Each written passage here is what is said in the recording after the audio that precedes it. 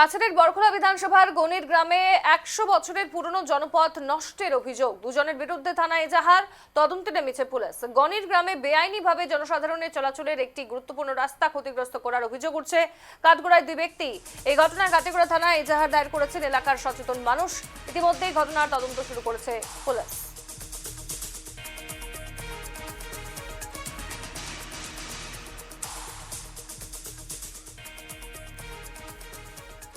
দেখাচ্ছি রাস্তার ছবি। কাছাড়ের বরখলা বিধানসভার গনির গ্রাম এবং সেখানে ১০০ বছরের পুরনো জনপথ নষ্টের অভিযোগ উঠছে এবং ইতিমধ্যে দুজনের বিরুদ্ধে থানায় এজাহার করা হয়েছে। দুই ব্যক্তি এই ঘটনায় কাটিগড়া থানায় এজাহার দায়ের করেছেন এলাকার সচেতন মানুষ। ইতিমধ্যে ঘটনার তদন্তে নেমেছে পুলিশ।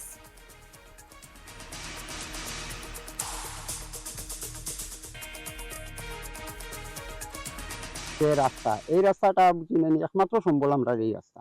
এখন যদি সে খাটিয়া লইয়া যায় গিয়া, যে কোনো মানুষ বলে খাটিয়া লইয়া যায় তাইলে আমরা চলাফেরার দিক দিয়ে বিরাট অসুবিধা হয়। এরপরে ছোট ছোট বাচ্চা নার্সারি থেকে হায়ার সেকেন্ডারি পর্যন্ত বাচ্চারা ওই স্কুলে যায় ৪-৫০০ ছাত্র।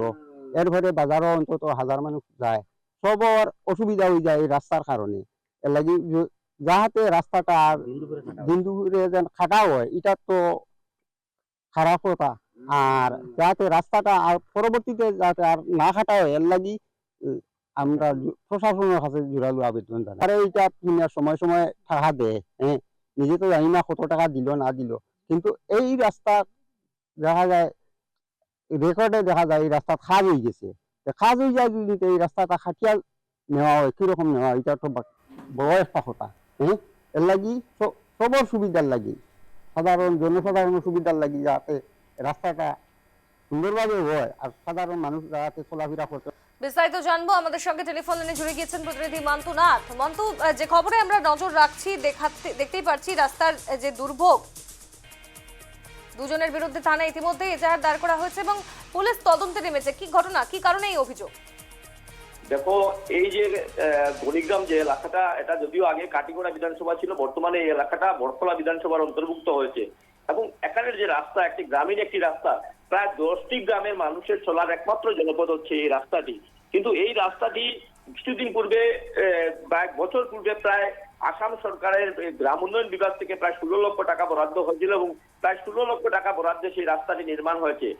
কিন্তু দেখা গেছে যে এই যে দুই অভিযুক্ত, একজন প্রাক্তন, একজন অধ্যক্ষ এবং ওনার ভাই, সেই রাস্তাটিকে কেটে ফেলছেন, যার জন্য কিন্তু তারা দিন দুপুরে রাস্তাটি কেটে ফেলেছেন এবং গ্রামবাসীরা যখন তাদেরকে বাধা দিয়েছিল, তাদের উপর পাল্টা আক্রমণের চেষ্টা চালান, এমন অভিযোগ উঠেছে। এবং এর পরিপ্রেক্ষিতে কাটিগড়া থানায় একটি মামলা হয়েছে। এবং স্থানীয়দের কথায়, সরকার যখন উন্নয়ন চাইছে, আসামের মুখ্যমন্ত্রী হিমন্ত বিশ্ব শর্মা যখন উন্নয়ন চাইছেন এবং উন্নয়নের জন্য গ্রামীণ রাস্তার নির্মাণে এত টাকা বরাদ্দ করেছেন, কিন্তু সেই অর্থের নির্মিত রাস্তাটি কিভাবে কেটে ফেলেছেন এই প্রাক্তন অধ্যক্ষ এবং ওনার ভাই। এবং তাই তারা আসামের মুখ্যমন্ত্রীর কাছে সেই ঘটনার ন্যায় বিচার চেয়েছেন এবং তারা প্রশাসনের কাছেও, তারা যদিও লিখিত মামলা দায়ের করেছেন থানায়, কিন্তু তারপরও তারা প্রশাসনের কাছে অবিলম্বে সেই ঘটনার যাতে ন্যায় বিচার হয় এমন দাবি জানিয়েছেন। স্বর্ণালী, ধন্যবাদ তোমায় মান্তু।